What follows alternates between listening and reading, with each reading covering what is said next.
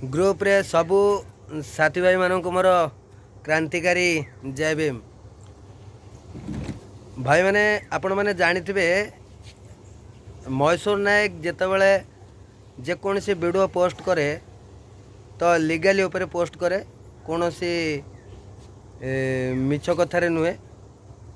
तो आज आपण मैंने जानते शिमलदा भोईसाई रे शिमलदा भोईसाई रे जो चोरी सन्देह रे आमर एससी वर्गर पिला पुलिस नहीं कि जो अत्याचार करथिला माड़ मारिथिला ए बाबद रे मु 8 तारिख दिन आमर कनक न्यूज रे जो काम करचंती तांको घरटा बालीपड़ा कि शंखुआ मु ठीक से जानिनी।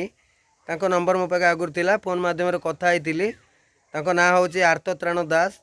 तांको मो फोन करतिली 8 तारिख दिन जाईकी तांको घरे न्यूज़ करिकी तांको घरे न्यूज़ करी कौन कथा होइकी आस्तिले।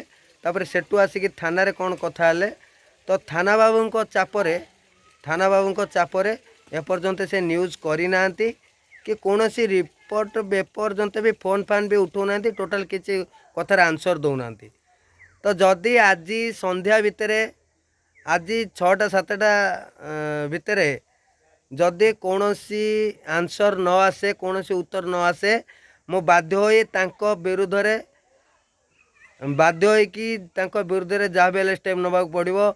आउ तांकर सब प्रमाण सह तांको घर को जाइथिले कि नहीं तांको घर लोकों सहित कथाई थाना को जाइथिले कि नहीं थाना बाबू सहित कथाई सब प्रकार प्रमाण सह तांको विरुद्ध रे आम कार्यानुष्ठान ग्रहण करा जिवो।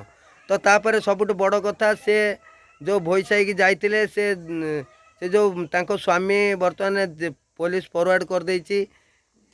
तांको से स्त्री लोक ठारू पैसा भी आनिचंती।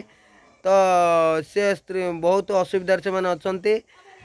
से बहुत कोर्ट कर्जदाम कर तांको पैसा भी देइचंती। तो एपर्यंत कौनसी उत्तर नहीं फोन फान उठौ नांती किछि नहीं। तो तेणुक आज 6टा 7टा भितर जदि कौनसी आंसर न आसे आमे दलित महासंघ तरफ आर्त बाबू को नाम रे कार्यानुष्ठान ग्रहण करा जिवो।